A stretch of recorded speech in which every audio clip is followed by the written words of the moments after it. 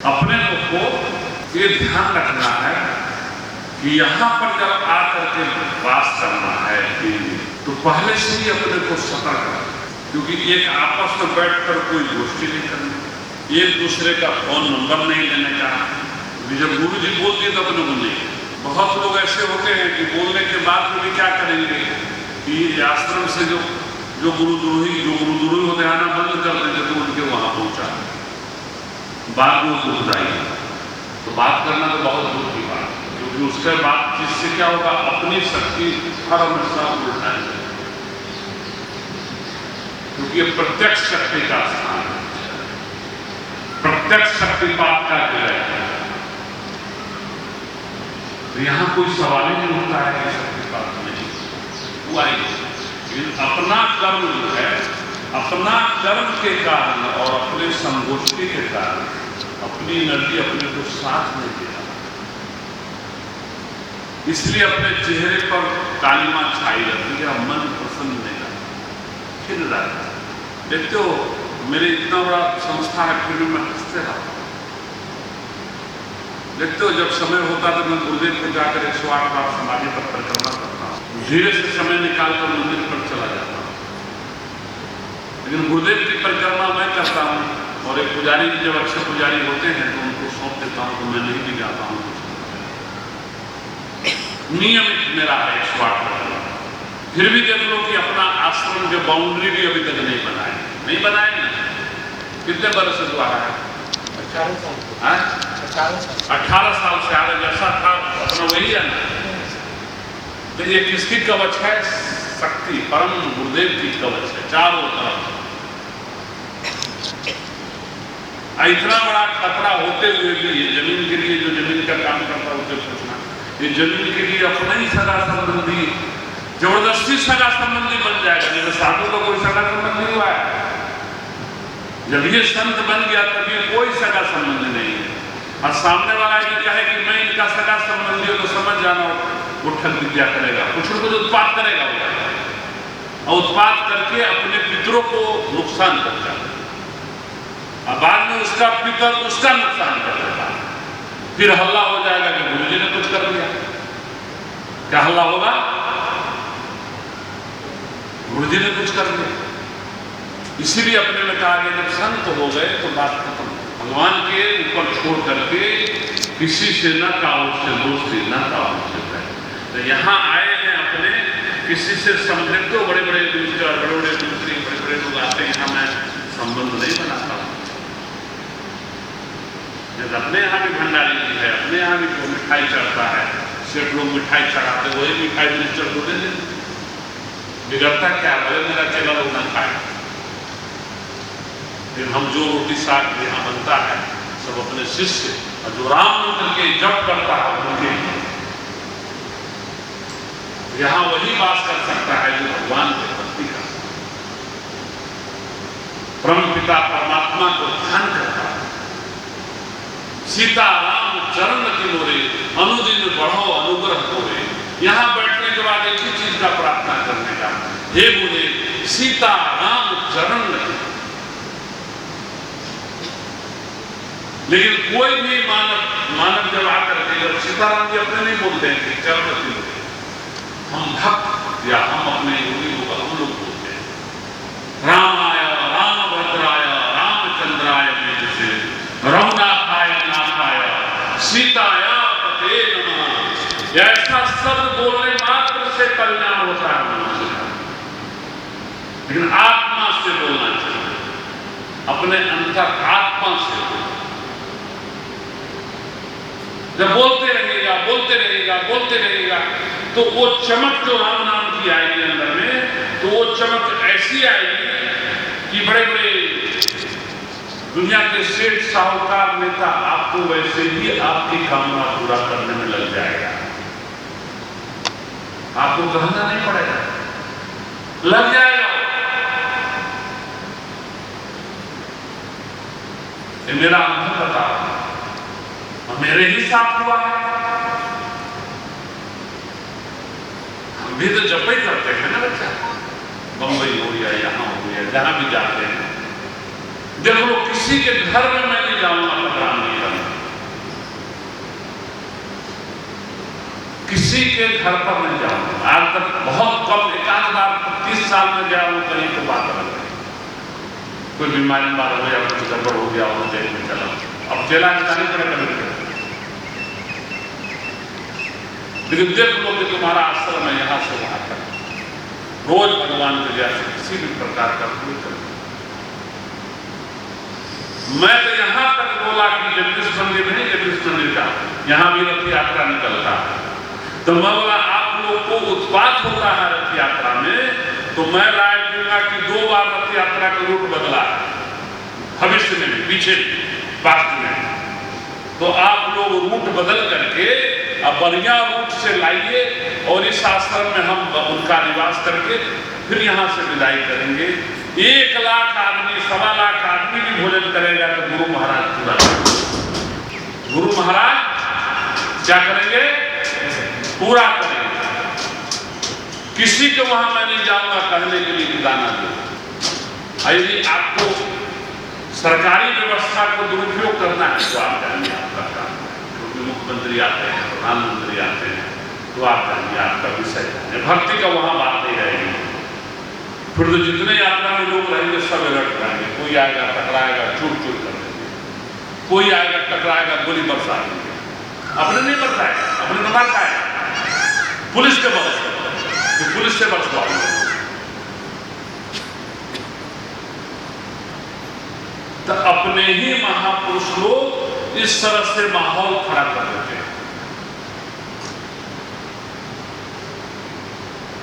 तो पवित्रता जब अपने ही भंग हो गई, अपने ही लोग पवित्रता भंग कर दिए, तो फिर अपने लोग को दुख तो उठाना ही पड़ेगा।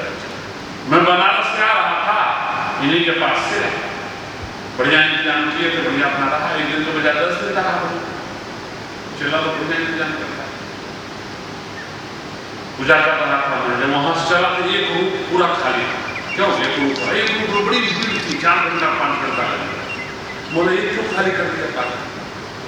वो बोले हाँ, आपका जब से सरकार है, आपका सरकार। ड्राइवर क्या बोला कि आपका सरकार जब से आई है बोले, तब से कामर वाले के लिए एक रूप खाली कर दिया। कामर वाला 1 मिनट कहां था,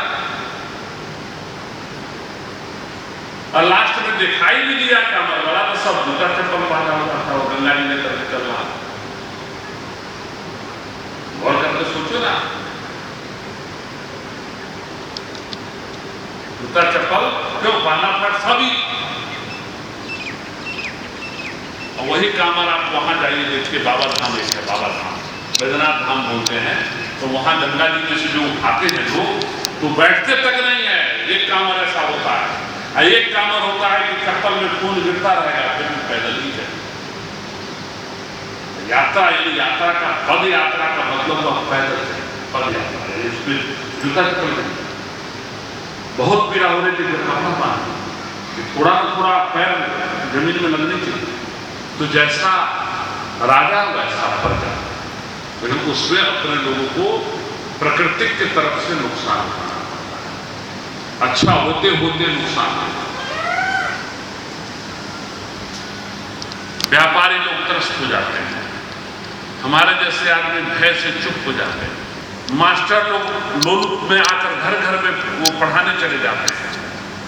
विद्या के शाला खाली हो जाता है, विद्यालय खाली मिलेगा, और घर घर में वही के मास्टर घर घर में पगार लेने चला जाएगा। एक ट्यूशन करेगा, पगार वहां भी लेगा और सरकार का भी ले आएगा।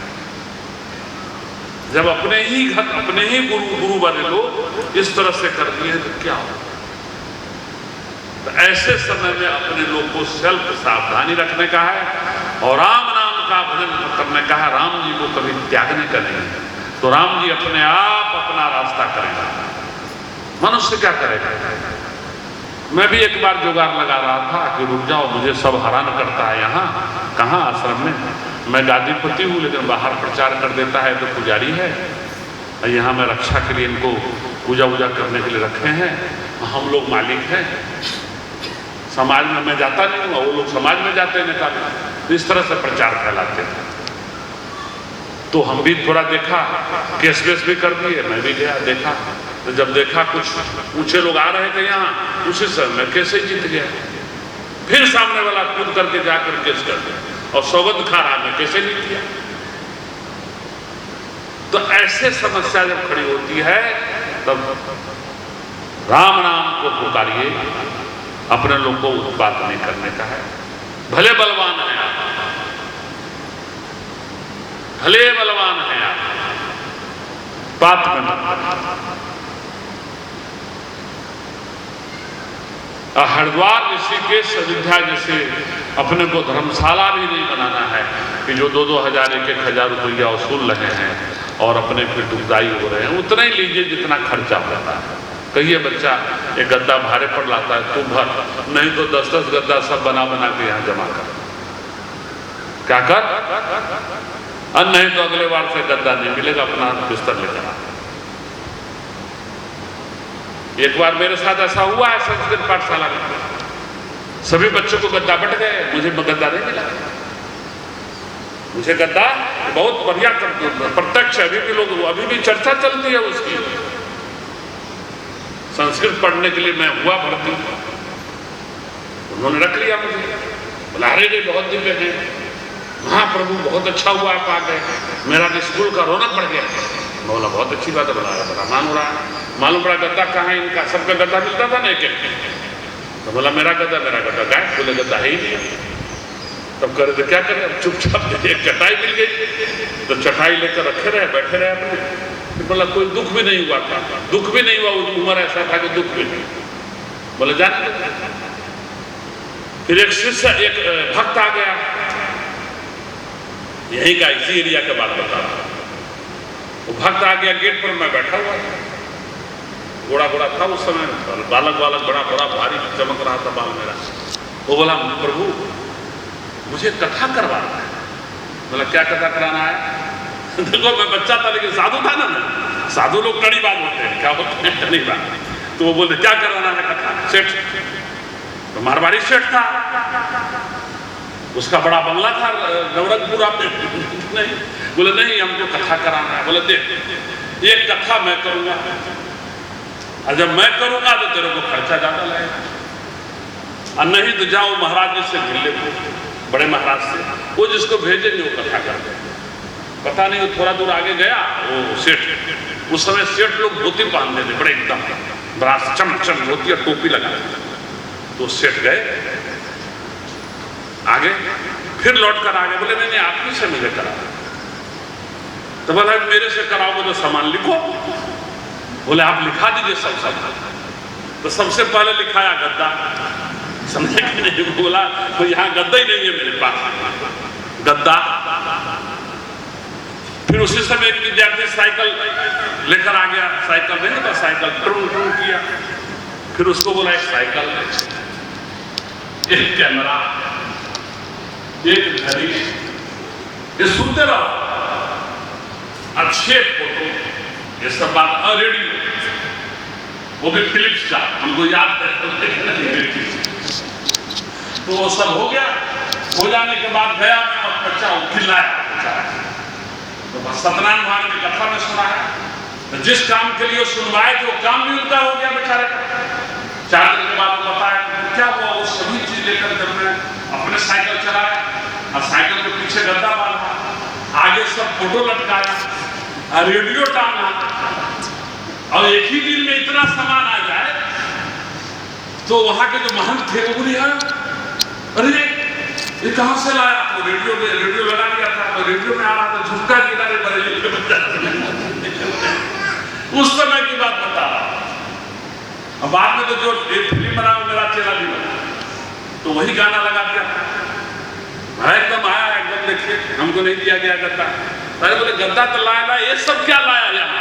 कैमरा, घड़ी, रेडियो सब ले आया।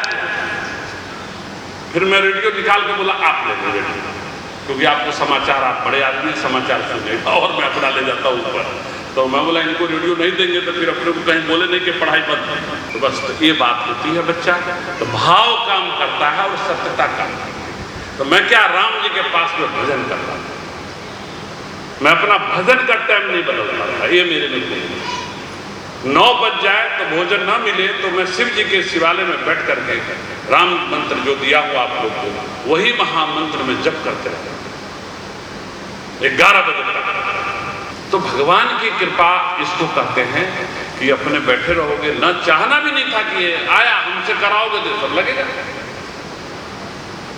लेकिन सामने वाले के ऊपर भगवान बैठ गए, वो बोले इसी से हम करवाएंगे, भले हम सब देंगे, तो ये होती है। तो सामने वाले के ऊपर जब भाव आता है तो उसका भी भला हो जाता है।